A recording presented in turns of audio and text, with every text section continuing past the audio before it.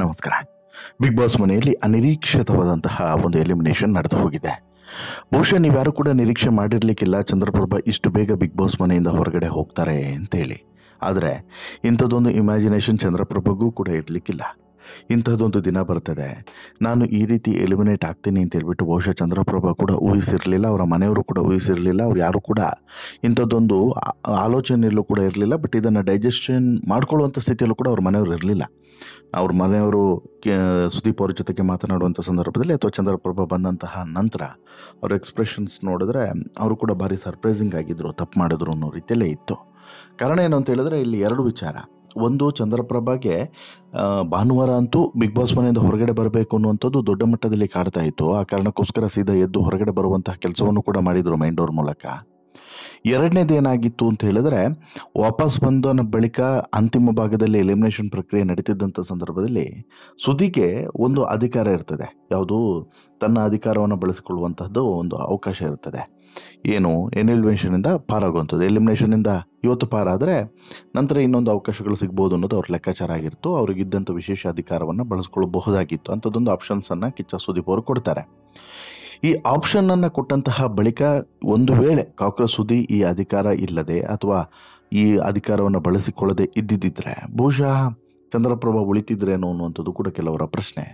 ಅದೆಲ್ಲದಕ್ಕೂ ಕೂಡ ಉತ್ತರವನ್ನು ಕೊಡ್ತಾ ಚಂದ್ರಪ್ರಭಾ ಯಾಕೆ ಹೀಗೆ ಮಾಡಿದ್ರು ಅನ್ನುವಂಥ ಪ್ರಶ್ನೆ ಬಹುಶಃ ಎಲ್ಲರನ್ನೂ ಕೂಡ ಕಾಡ್ತಿದೆ. ದುಡುಕಿದ್ರಲ್ಲ ಯಾಕೆ ಅಂಥೇಳಿ ಆ ಪ್ರಶ್ನೆಗೂ ಕೂಡ ಉತ್ತರವನ್ನು ಕೊಡ್ತಾ ಹೋಗ್ತೇನೆ. ಅದಕ್ಕಿಂತ ಮುಂಚೆ ನೀವಿನ್ನೂ ಕೂಡ ನಮ್ಮ ಚಾನಲನ್ನು ಸಬ್ಸ್ಕ್ರೈಬ್ ಮಾಡಿಲ್ಲ ಅಂದರೆ ದಯವಿಟ್ಟು ಕೂಡಲೇ ಸಬ್ಸ್ಕ್ರೈಬ್ ಮಾಡಿ ಸ್ನೇಹಿತರೆ. ಬಿಗ್ ಬಾಸ್ ಸೀಸನ್ 12 6ನೇ ವಾರದ ಎಲಿಮಿನೇಷನ್ ಪ್ರಕ್ರಿಯೆ ದಿಢೀರನ್ನೇ ನಡೆದು ಹೋಗಿದೆ. ಬಿಗ್ ಬಾಸ್ ಮನೆಯಲ್ಲಿ ಬಹುಶಃ ಯಾರೂ ಕೂಡ ಇಮ್ಯಾಜಿನೇಷನ್ ಮಾಡಿರಲಿಲ್ಲ ಇಂಥದ್ದೊಬ್ಬ ಸ್ಪರ್ಧಿ ನಮ್ಮನ್ನು ಬಿಟ್ಟು ಹೊರಗೆ ಹೋಗ್ತಾರೆ ಅಂತೇಳ್ಬಿಟ್ಟು. ಹೊರಗಡೆಯೂ ಕೂಡ ವೀಕ್ಷಕರು ಕೂಡ ಚಂದ್ರಪ್ರಭಾ ಎಲಿಮಿನೇಟ್ ಆಗ್ತಾರೆ ಅಂತೇಳ್ಬಿಟ್ಟು ಯಾರೂ ಕೂಡ ಇಮ್ಯಾಜಿನ್ ಮಾಡಿರಲಿಲ್ಲ. ಅಂತಿಮ ಭಾಗದಲ್ಲಿದ್ದಂತಹ ಅಷ್ಟು ಜನ ಸ್ಪರ್ಧಿಗಳಲ್ಲಿ ಯಾರು ಉಳಿತಾರೆ, ಯಾರು ಹೋಗ್ತಾರೆ ಅನ್ನುವಂತಹ ಪ್ರಶ್ನೆಗಳು ಎದುರಾಗ್ತಾ ಇತ್ತು. ಒಂದು ವೇಳೆ ಧ್ರುವಂತ್ ಹೋಗಿದ್ರು ಬಹುಶಃ ಇಷ್ಟು ಸರ್ಪ್ರೈಸ್ ಯಾರಿಗೂ ಕೂಡ ಆಗ್ತಿರಲಿಲ್ಲ.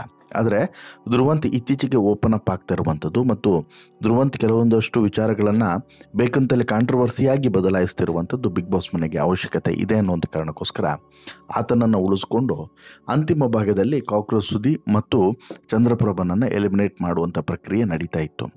ಅದಕ್ಕಿಂತ ಮುನ್ನ ನಡೆದಂಥ ಕೆಲವೊಂದಷ್ಟು ಹೈ ಡ್ರಾಮಾಗಳು ಬಿಗ್ ಬಾಸ್ ಮನೆಯಲ್ಲಿ ಸಂಚಲನಕ್ಕೂ ಕೂಡ ಕಾರಣ ಆಗಿದೆ. ಏನು ನೋಡ್ತಾ ಹೋಗೋಣ ಬನ್ನಿ. ಬಿಗ್ ಬಾಸ್ ಸೀಸನ್ 12ರ 6ನೇ ವಾರದ ಎಲಿಮಿನೇಷನ್ ವೇಳೆ ಹೈ ಡ್ರಾಮವೇ ನಡೀತು ಅಂತಲೇ ಹೇಳ್ಬೋದು.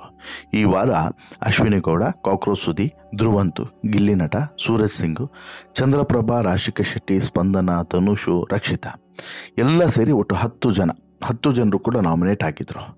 ಅದರಲ್ಲಿ ಒಬ್ಬೊಬ್ಬರನ್ನೇ ಸುದೀಪ್ ಅವರು ಸೇಫ್ ಮಾಡ್ತಾ ಬರ್ತಾರೆ.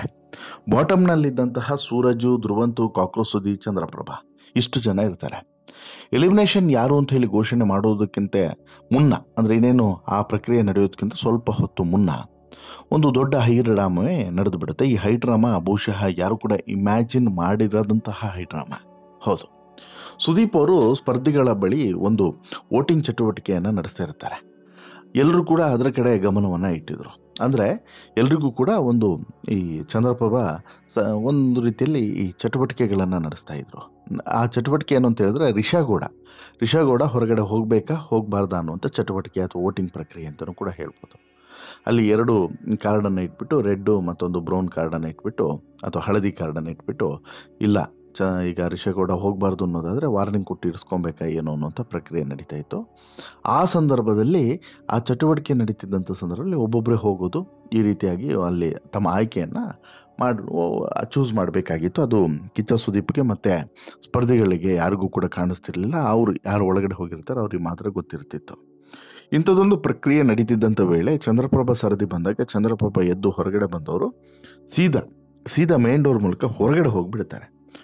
ಅದನ್ನು ಉಳಿದಂಥ ಸ್ಪರ್ಧಿಗಳು ಗಮನಿಸ್ತಾರೆ. ಬಹುಶಃ ರಾಶಿಕಾ ಅನಿಸುತ್ತೆ ಮೊದಲಿಗೆ ಗಮನಿಸ್ತಾರೆ. ಚಂದ್ರಪ್ರಭಾ ಹೊರಗಡೆ ಹೋಗ್ತಿದ್ದಾರೆ ಅಂತೇಳಿ ಹೇಳ್ತಾರೆ. ಎಲ್ಲರೂ ಕೂಡ ತಕ್ಷಣಕ್ಕೆ ಓಡ್ತಾರೆ ಮೇನ್ ಡೋರ್ನ ಬಳಿ. ಆಮೇಲೆ ಮೇನ್ ಡೋರ್ ಈ ವಾರ ಓಪನ್ ಬೇರೆ ಇತ್ತಲ್ವಾ, ಇಷ್ಟು ಟೈಮ್ ಕ್ಲೋಸ್ ಇರ್ತಿತ್ತು, ಈ ವಾರ ಓಪನ್ನೇ ಇಟ್ಟಿದ್ರು. ಹಾಗಾಗಿ ಮೇನ್ ಡೋರು ಓಪನ್ ಇದ್ದಂಥ ಕಾರಣಕ್ಕೋಸ್ಕರ ಸೀದಾ ಹೊರಗೆ ನಡೆಯೋದಕ್ಕೆ ಚಂದ್ರಪ್ರಭಾ ಪ್ರಯತ್ನವನ್ನು ಮಾಡ್ತಾರೆ. ಅಲ್ಲಿ ಸಿಕ್ಕಾಬಟ್ಟೆ ಕನ್ವಿನ್ಸನ್ನು ಮಾಡ್ತಾರೆ. ಒಂದು ತಿಳ್ಕೊಳ್ಳಿ, ಅಲ್ಲಿ ಈ ಮೇನ್ ಡೋರ್ ಓಪನ್ ಇದ್ದರೂ ಕೂಡ ಒಳಗಡೆ ಮತ್ತೊಂದು ಡೋರ್ ಇರ್ತದಲ್ಲ, ಅದು ಓಪನ್ ಇರೋದಿಲ್ಲ. ಅದು ಓಪನ್ ಮಾಡಿಕೊಂಡು ಒಳಗಡೆ ಬರಬೇಕು ಅಥವಾ ಹೊರಗಡೆ ಹೋಗಬೇಕು, ಅದು ಅಷ್ಟು ಈಸಿ ಅಲ್ಲ. ಈಗ ಆ ರೀತಿ ಓಪನ್ ಇಟ್ಬಿಟ್ರೆ ಯಾರ್ಯಾರೋ ಬರ್ತಾರೆ, ಯಾರ್ಯಾರು ಹೋಗ್ತಾರೆ, ಅವೆಲ್ಲ ಅಷ್ಟು ಈಸಿ ಇರಲ್ಲ. ಆ ರೀತಿ ಆಗೋದು ಕೂಡ ಇಲ್ಲ. ಕೆಲವೊಂದಷ್ಟು ಸ್ಟ್ರಿಕ್ಟ್ ಆ್ಯಕ್ಷನ್ಸ್ಗಳಿರ್ತವೆ. ಯಾಕಂತ ಹೇಳಿದ್ರೆ ಕ್ಯಾಮ್ರಾ ಯಾವಾಗಲೂ ಕೂಡ ಆನ್ ಆಗಿರ್ತದೆ. ಕ್ಯಾಮ್ರಾದ ಪೊಸಿಷನ್ಸ್, ಈಗ ಫಾರ್ ಎಕ್ಸಾಂಪಲ್ ಅಲ್ಲಿಂದ ಯಾರಾದರೂ ಒಳಗಡೆ ಬಂದರು ಅಂತ ಆದ್ರೂ ಕೂಡ ಏನೋ ಒಂದು ಟಾಸ್ಕೋ ಇನ್ನೊಂದು ಮತ್ತೊಂದೇನೋ ನಡೀತಿರುವಂಥ ಸಂದರ್ಭದಲ್ಲಿ ಸಡನ್ನಾಗಿ ಯಾರೋ ಒಳಗಡೆ ಬಂದರು, ಸಿಬ್ಬಂದಿಗಳೇ ಬರ್ಬೋದು. ಆ ಕಾರಣಕ್ಕೋಸ್ಕರ ಒಳಗಡೆ ಮತ್ತೊಂದು ಡೋರನ್ನು ಇಟ್ಟಿರ್ತಾರೆ. ಆ ಡೋರ್ವರೆಗೆ ಚಂದ್ರಪ್ರಭಾ ಹೋಗ್ತಾರೆ. ಆ ಸಂದರ್ಭದಲ್ಲಿ ಉಳಿದಂಥ ಸ್ಪರ್ಧಿಗಳು ಓಡ್ತಾರೆ, ಕನ್ವಿನ್ಸನ್ನು ಮಾಡ್ತಾರೆ, ವಾಪಸ್ ಕರೆಯೋದಕ್ಕೆ ಪ್ರಯತ್ನವನ್ನು ಮಾಡ್ತಾರೆ. ನಂತರ ಬರ್ತಾರೆ, ಚಂದ್ರಪ್ರಭಾ ವಾಪಸ್ ಕೂಡ ಬರ್ತಾರೆ. ಅವರಿಗೆ ಅಲ್ಲಿ ಒಂದು ಕಡೆ ಸಿಕ್ಕಾಪಟ್ಟೆ ಮನಸ್ಸಿಗೆ ಬೇಜಾರಾಗಿದೆ ಅನ್ನೋದು ಮಾತ್ರ ಸ್ಪಷ್ಟವಾಗಿ ಅವರ ಮುಖದ ಭಾವದಲ್ಲೂ ಕೂಡ ಗೊತ್ತಾಗ್ತಿತ್ತು. ಮೇನ್ ಡೋರ್ ಓಪನ್ ಆಗಿತ್ತು, ಬಟ್ ಒಳಗಡೆ ಡೋರ್ ಓಪನ್ ಇರಲಿಲ್ಲ. ಅಂತೂ ರಕ್ಷಿತ್ ಅವರಂತೂ ಜೋರಾಗಿ ಆಡೋದಕ್ಕೆ ಶುರು ಮಾಡ್ತಾರೆ. ಎಲ್ಲರೂ ಕೂಡ ವಾಪಸ್ಸು ಕರ್ಕೊಂಬರೋದಕ್ಕೆ ಯಶಸ್ವಿ ಆಗ್ತಾರೆ. ಹಾಗೋ ಹೀಗೋ ಚಂದ್ರಪ್ರಭಾ ಅವರನ್ನು ಸಮಾಧಾನ ಮಾಡಿದಂಥ ಸ್ಪರ್ಧಿಗಳು ಮನೆಯ ಒಳಗಡೆ ಕರೆತರ್ತಾರೆ. ಸುದೀಪ್ ಅವರು ಕೂಡ ಪ್ರತ್ಯೇಕವಾಗಿ ಮಾತನಾಡ್ತಾರೆ. ಆಗಲೂ ಕೂಡ ಚಂದ್ರಪ್ರಭಾ ದಿಢೀರ್ ಅಂತೇಳಿ ಹೊರಗಡೆ ಹೋಗಿದ್ದು ಯಾಕೆ ಅನ್ನೋದ್ರ ಬಗ್ಗೆ ಪ್ರತಿಕ್ರಿಯೆಯನ್ನು ಕೊಡಲಿಲ್ಲ. ಇನ್ನು ಬಾಟಮ್ 2ರಲ್ಲಿ ಸುದಿ ಮತ್ತು ಚಂದ್ರಪ್ರಭಾ ಉಳಿದುಕೊಳ್ತಾರೆ. ಆಗ ಮೊದಲ ಫಿನಾಲೆಯಲ್ಲಿ ಗೆದ್ದಿದ್ದಂಥ ಇಮ್ಯುನಿಟಿಯನ್ನು ಬಳಸೋದಾಗಿ ಸುದಿ ಹೇಳ್ತಾರೆ. ಹಾಗಾಗಿ ಮನದಾಸೆಯಂತೆ ಚಂದ್ರಪ್ರಭಾ ಅವರು ಎಲಿಮಿನೇಟ್ ಆಗ್ತಾರೆ. ಮಾಹಿತಿಯ ಪ್ರಕಾರ ಒಂದು ವೇಳೆ ಈ ಸುದ್ದಿಗೆ ಇಂಥದ್ದೊಂದು ಅಧಿಕಾರ ಇರದೇ ಇದ್ದಿದ್ರೆ ಅಥವಾ ಈ ಅಧಿಕಾರವನ್ನು ಸುದಿ ಬಳಸದೇ ಇದ್ದಿದ್ರೆ ಬಹುಶಃ ಸುದಿಯೇ ಈ ವಾರ ಬಿಗ್ ಬಾಸ್ ಮನೆಯಿಂದ ಹೊರಗಡೆ ಹೋಗೋದು ಅನ್ನೋದು ಖಚಿತ ಆಗಿತ್ತು. ಅಷ್ಟೇನು ಓಟು ಸುದಿಗೆ ಬಂದಿರಲಿಲ್ಲ. ಆಮೇಲೆ ಸುದಿಯ ಆಟದ ಶೈಲಿ ಯಾರಿಗೂ ಕೂಡ ಇಷ್ಟ ಕೂಡ ಆಗ್ತಿಲ್ಲ. ಒಬ್ಬ ವಿಲನ್ ರೋಲ್ನಲ್ಲಿ ಖಡಕ್ಕಾದಂಥ ರೋಲ್ಗಳನ್ನು ಮಾಡ್ತಿದ್ದಂಥ ಸುದಿ ಬಿಗ್ ಬಾಸ್ ಮನೆ ಒಳಗಡೆ ಬಕೆಟ್ ಇಟ್ಕೊಂಡು ಇನ್ನೊಬ್ಬರಿಗೆ ಪುಷ್ ಮಾಡಿಕೊಂಡು ಹೋಗ್ತಿರುವಂಥ ಆಟದ ಶೈಲಿ ಮತ್ತು ಇನ್ನೊಬ್ಬರ ಹಿಂದೆ ಸೆರಗನ್ನು ಹಿಡ್ಕೊಂಡು ಹೋಗ್ತಿರುವಂತಹ ಆಟದ ಶೈಲಿ ಬಹುಶಃ ಯಾರಿಗೂ ಕೂಡ ಇಷ್ಟ ಆಗ್ತಿಲ್ಲ. ಹೀಗಾಗಿ ಸುದಿಯನ್ನು ಹೊರಗಡೆ ಕಳಿಸುವಂತಹ ನಿರ್ಣಯ ಆಗಿತ್ತು. ಬಟ್ ಅನ್ಫಾರ್ಚುನೇಟ್ಲಿ ಸುದಿ ಇಲ್ಲಿ ಆ ಅಧಿಕಾರವನ್ನು ಬಳಸಿದಂಥ ಕಾರಣಕ್ಕೋಸ್ಕರ ಅಚ್ಚರಿ ಅಂದರೆ ಬಿಗ್ ಬಾಸ್ ಮನೆಯಿಂದ ಕೊನೆಗೆ ಚಂದ್ರಪ್ರಭಾ ಅನ್ನೋರಿಗೆ ಎಲಿಮಿನೇಟ್ ಆಗಿಬಿಡುತ್ತೆ. ಆಮೇಲೆ ಅವರೇ ಹೊರಗಡೆ ಬರಬೇಕಾಗುತ್ತೆ. ಇನ್ನು ಹೊರಗಡೆ ಹೋಗುವಂಥ ಸಂದರ್ಭದಲ್ಲೂ ಕೂಡ ಯಾರನ್ನು ಕೂಡ ಆತ್ಮೀಯವಾಗಿ ಮಾತನಾಡಿಸ್ಲಿಲ್ಲ. ಅಳುತ್ತಿದ್ದಂಥ ರಕ್ಷಿತಗೆ ಒಂಚೂರು ಸಮಾಧಾನ ಮಾಡಿದ್ದು ಬಿಟ್ಟರೆ ಮಿಕ್ಕ ಯಾರಿಗೂ ಕೂಡ ಒಂದು ಬಾಯಿ ಕೂಡ ಮಾಡಲಿಲ್ಲ.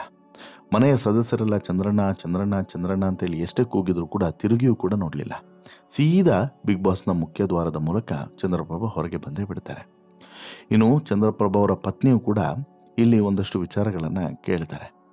ಪತ್ನಿಯೂ ಕೂಡ ಕೇಳ್ತಾರೆ, ಸುದೀಪ್ ಅವರು ಕೂಡ ಕೇಳ್ತಾರೆ ಏನಾಯಿತು ಅಂತೇಳಿ. ಆದರೂ ಚಂದ್ರಪ್ರಭಾ ಏನು ಅಂತೇಳಿ ಹೇಳಲೇ ಇಲ್ಲ. ಅವರ ಬೇಸರಕ್ಕೆ ಕಾರಣ ಏನು ಅನ್ನೋದು ಒಂದು ಮಿಸ್ಟ್ರಿಯಾಗಿ ಉಳಿದು ಬಿಡುತ್ತೆ. ಇನ್ನು ಎಲಿಮಿನೇಟ್ ಆದ ಬಳಿಕ ಪತ್ನಿಯೂ ಕೂಡ ಬಿಗ್ ಬಾಸ್ಗೆ ಇನ್ನು ಎಲಿಮಿನೇಟ್ ಆಗಿ ಹೊರಗಡೆ ಬಂದ ಬಳಿಕ ಪತ್ನಿಯೂ ಕೂಡ ಮಾತನಾಡ್ತಾರೆ. ಬಿಗ್ ಬಾಸ್ ಶೋಗೆ ಹೋಗಬೇಕು ಅನ್ನೋದು ನನ್ನ ಗಂಡನ ದೊಡ್ಡ ಕನಸಾಗಿತ್ತು. ಆದರೆ ಇಷ್ಟು ಬೇಗ ಜರ್ನಿ ಮುಗಿಸಿದ್ದು ಮಾತ್ರ ನನಗೆ ಶಾಕ್ ಇದೆ. ಅವ್ರು ಗೆಲ್ಲಬೇಕಾಗಿತ್ತು, ಸ್ವಲ್ಪ ದಿನ ಇರಬೇಕಾಗಿತ್ತು, ತಾಳ್ಮೆ ಇರಬೇಕಾಗಿತ್ತು. ನನ್ನ ಗಂಡ ಇರುವಷ್ಟು ದಿನ ಮನುಷ್ಯತ್ವ ಮಾನವೀಯತೆಯನ್ನು ಮೆರೆದಿದ್ದಾರೆ ಅಂತ ಹೇಳಿಬಿಟ್ಟು ಸುದೀಪ್ ಅವರ ಪಕ್ಕದಲ್ಲಿ ನಿಂತಿರೋದೇ ನನ್ನ ಗಂಡನ ದೊಡ್ಡ ಗೆಲುವು ಅಂತಲೂ ಕೂಡ ಖುಷಿಯನ್ನು ವ್ಯಕ್ತಪಡಿಸ್ತಾರೆ ಈ ಸಂದರ್ಭದಲ್ಲಿ. ಆದರೆ ಇಲ್ಲಿ ಅಸಲಿಗೆ ಇರುವಂಥ ವಿಚಾರ ಏನು ಅಂತ ಹೇಳಿದ್ರೆ ಅವರ ಬೇಸರಕ್ಕೆ ಕಾರಣ ಏನು ಅನ್ನುವಂಥದ್ದು ಅಲ್ವಾ. ಈಗ ಆ ಬೇಸರಕ್ಕೆ ಕಾರಣ ಏನು ಅಂತೇಳಿ ಕೇಳಿದ್ರೆ ಇವೆರಡು ವಿಚಾರ. ಬಿಗ್ ಬಾಸ್ ಮನೆಯಲ್ಲಿ ಒಂದಷ್ಟು ಚರ್ಚೆಗಳು ಶನಿವಾರ ಮತ್ತು ಭಾನುವಾರ ನಡೀತದೆ. ಏನು ಅಂತ ಹೇಳಿದ್ರೆ ಮೊದಲಿಗೆ ಕಾವ್ಯಶೈವ ಹಾಗೂ ಗಿಲ್ಲಿ ನಟನ ಗೆಳೆತನದ ಬಗ್ಗೆ ಚಂದ್ರಪ್ರಭಾ ಕೆಟ್ಟದಾಗಿ ಮಾತನಾಡಿದ್ರು. ಈ ಮಾತು ಮಿತಿ ಮೀರಿತ್ತು. ಪದಗಳು ಕಾವ್ಯಗೆ ಬೇಸರವನ್ನು ಮೂಡಿಸಿದ್ವು. ಇದು ಸರಿಯಲ್ಲ ಅಂತ ಹೇಳ್ಬಿಟ್ಟು ಕಾವ್ಯ ಅವರು ಚಂದ್ರಪ್ರಭಾಗೆ ಅಲ್ಲೇ ಹೇಳಿದ್ರು ಕೂಡ ಅವರು ಒಪ್ಪಿರಲಿಲ್ಲ. ಶನಿವಾರ ಈ ವಿಚಾರ ಚರ್ಚೆಗೆ ಬಂತು. ಸುದೀಪ್ ಅವರು ಚಂದ್ರಪ್ರಭಾ ಬಳಿ ಈ ಪ್ರಶ್ನೆಯನ್ನು ಇಟ್ಟರು. ಅದಾದ ಬಳಿಕ ಚಂದ್ರಪ್ರಭಾ ಅವರೇ, ನೀವು ಮೊದಲು ಸರಿ ಇರಬೇಕು, ಆಮೇಲೆ ನೀವು ಬೇರೆಯವ್ರಿಗೆ ಹೇಳಬೇಕು. ನೀವು ರಿಷಾ ಜೊತೆಗೆ ಇದೇ ರೀತಿ ನಡೆದುಕೊಳ್ತೀರಲ್ಲ ಅಂತ ಕೂಡ ಪ್ರಶ್ನೆಯನ್ನು ಮಾಡಿದ್ರು. ಆಗ ಇಲ್ಲಿ ಚಂದ್ರಪ್ರಭಾ ಬಳಿ ಉತ್ತರ ಇರಲಿಲ್ಲ. ಆಗ ಚಂದ್ರಪ್ರಭಾಗೆ ರಿಯಲೈಸೇಷನ್ ಆಯಿತು, ನಾನು ಇಂಥ ದೊಡ್ಡ ತಪ್ಪನ್ನು ಮಾಡಿಬಿಟ್ಟೆ ಅಂತೇಳಿ. ಅದು ಕೂಡ ತಂಗಿಯ ವಿಚಾರವನ್ನು ಒಂದು ರೀತಿಯಲ್ಲಿ ಎಕ್ಸಾಂಪಲ್ ಆಗಿ ಕೊಟ್ಟು ಸುದೀಪ್ ಹೇಳಿದ್ದು ಕಂಪ್ಲೀಟಾಗಿ ಬಟ್ಟೆ ಸುತ್ತು ಬಾರಿಸ್ದಂಗಿತ್ತು. ಅದಾಯ್ತಲ್ಲ, ಅದಾದ ಮೇಲೆ ಭಾನುವಾರದ ಎಪಿಸೋಡ್ನಲ್ಲೂ ಕೂಡ ಚಂದ್ರಪ್ರಭಾ ಅವರಿಗೆ ಊಸುರುವಳ್ಳಿ ಎನ್ನುವಂಥ ಟ್ಯಾಗ್ ಸಿಕ್ತು. ಇದು ಅವರಿಗೆ ಬೇಸರವನ್ನು ಮೂಡಿಸ್ತು. ಈ ಚಟುವಟಿಕೆ ಮುಗಿತಾ ಇದ್ದಂತೆ ಬಿಗ್ ಬಾಸ್ ಮುಖ್ಯ ದ್ವಾರದಿಂದ ಹೊರಹೋಗುವಂಥ ಪ್ರಯತ್ನವನ್ನು ಆಗಲೇ ಮಾಡಿಬಿಟ್ಟಿದ್ರು. ಅಂದರೆ ಇಲ್ಲಿ ಎಲ್ಲೋ ಒಂದು ಕಡೆ ಚಂದ್ರಪ್ರಭಾ ಅವರಿಗೆ ಮನಸ್ಸಿಗೆ ಸಿಕ್ಕಾಪಟ್ಟೆ ಆಘಾತ ಶನಿವಾರನೂ ಕೂಡ ಸಿಕ್ಕಾಪಟ್ಟೆ ಬೇಸರ ಆಗಿತ್ತು, ಭಾನುವಾರನೂ ಕೂಡ ಈ ಬೇಸರ ಮುಂದುವರಿಯಿತು. ಹೀಗಾಗಿ ಚಂದ್ರಪ್ರಭಾ ಸಿಕ್ಕಾಪಟ್ಟೆ ಡಿಸ್ಟರ್ಬ್ ಆಗಿದ್ರು. ಅಂದರೆ ಎಲ್ಲೋ ಒಂದು ಕಡೆ ತನ್ನ ಕ್ಯಾರೆಕ್ಟರೇ ಇಲ್ಲಿ ಹಾಳಾಗ್ತಿದೆ ಅನ್ನೋದು ಕೂಡ ಅವ್ರಿಗೆ ಅರ್ಥ ಆಗಿತ್ತೇನೋ ಬಹುಶಃ, ಅಥವಾ ನಿಜವಾದಂಥ ವ್ಯಕ್ತಿತ್ವ ಹೊರಗೆ ಬಂತಲ್ಲ ಅನ್ನುವಂಥ ಆತಂಕ ಶುರುವಾಗಿತ್ತೇನೋ ಗೊತ್ತಿಲ್ಲ. ನಾಲಿಗೆಯ ಮೇಲೆ ಕಂಟ್ರೋಲ್ ಇಲ್ಲದೆ ಕೆಲವೊಂದಷ್ಟು ವಿಚಾರಗಳ ಬಗ್ಗೆ ಅಧಿಕ ಪ್ರಸಂಗ ಮಾಡಿದ್ದೆ ತಪ್ಪಾಯ್ತಲ್ಲ ಅಂತೇಳಿ ಬಹುಶಃ ಅವರಿಗೆ ಅನಿಸಿರಬೇಕು. ಹಾಗಾಗಿ ಹೊರಗಡೆ ಬಂದಿದ್ದಾರೆ ಅನ್ನುವಂತಹ ಅಭಿಪ್ರಾಯಗಳು ವ್ಯಕ್ತವಾಗ್ತಿದ್ದಾವೆ. ಅದೇನೇ ಇದ್ರೂ ಕೂಡ ಒಂದು, ಚಂದ್ರಪ್ರಭಾ ಈ ರೀತಿ ಮಾಡಿದ್ದು ತಪ್ಪು. ಎರಡನೇದು, ಹೊರಗಡೆ ಬಂದಿದ್ದು ಅಕ್ಷಮ್ಯ. ಯಾಕಂತ ಹೇಳಿದ್ರೆ ಮತ್ತೊಬ್ಬರ ಅವಕಾಶವನ್ನು ಇವ್ರು ಕಿತ್ಕೊಂಡು ಒಳಗಡೆ ಹೋಗಿರ್ತಾರೆ. ಅವರು ಆಡ್ತಿದ್ರೇನೋ ಅವ್ರ ಅವಕಾಶನೂ ಕೂಡ ಹಾಳು ಮಾಡ್ದಂಗೆ ಆಗುತ್ತೆ. ಆಮೇಲೆ ಒಳ್ಳೆ ರೀತಿಯಲ್ಲಿ ಆಡ್ಬೋದಾಗಿತ್ತು, ಏನೋ ಮಾಡೋಕ್ಕೋಗಿ ಇನ್ನೇನೋ ಮಾಡಿಕೊಂಡ್ರು ಅಂತಾರಲ್ಲ, ಹಂಗೆ ಮಾಡಿಕೊಂಡ್ರು ಚಂದ್ರಪ್ರಭಾ ಅಂತಲೂ ಕೂಡ ಹೇಳ್ಬೋದು. ಒಟ್ಟಾರೆ ಚಂದ್ರಪ್ರಭಾ ಅವರ ಈ ಒಂದು ಡಿಸಿಷನ್ನು ಇತರರ ಆಟದ ಮೇಲೂ ಕೂಡ ಪರಿಣಾಮ ಬೀರಿದೆ ಅಂತಲೂ ಕೂಡ ಹೇಳ್ಬೋದು. ಜೊತೆಗೆ ಚಂದ್ರಪ್ರಭಾ ಮಾಡಿದ್ದು ಸರಿಯಲ್ಲ ಅಂತೇಳಿ ಅಭಿಪ್ರಾಯಗಳು ಎಲ್ಲ ಕಡೆಯಿಂದಲೂ ಕೂಡ ವ್ಯಕ್ತ ಆಗ್ತಿದೆ. ಚಂದ್ರಪ್ರಭಾ ಅಲ್ಲದೇ ಇದ್ದಿದ್ರೆ ಸುದಿಯೇ ಹೊರಗಡೆ ಬರಬೇಕಾಗಿತ್ತು ಅನ್ನೋದು ಕೂಡ ಸಾಕಷ್ಟು ಜನರ ಅಭಿಪ್ರಾಯ. ನಿಮ್ಮ ಪ್ರಕಾರ ಏನು? ಸುದಿಯೇ ಹೊರಗಡೆ ಬರಬೇಕಾಗಿತ್ತಾ ಅಥವಾ ಚಂದ್ರಪ್ರಭಾ ಬಂದಿದ್ದು ಸರಿ ಇದೆಯಾ? ದಯವಿಟ್ಟು ನಿಮ್ಮ ಅಭಿಪ್ರಾಯವನ್ನು ಕಮೆಂಟ್ ಮಾಡಿ ತಿಳಿಸಿ. ಜೊತೆಗೆ ಈ ಸ್ಟೋರಿ ಇಷ್ಟ ಆಯಿತು ಅಂತ ಹೇಳಿದ್ರೆ ಲೈಕ್ ಮಾಡಿ, ಶೇರ್ ಮಾಡಿ, ಚಾನಲ್ಗೆ ಸಬ್ಸ್ಕ್ರೈಬ್ ಆಗೋದನ್ನು ಮರಿಬೇಡಿ. ಧನ್ಯವಾದ.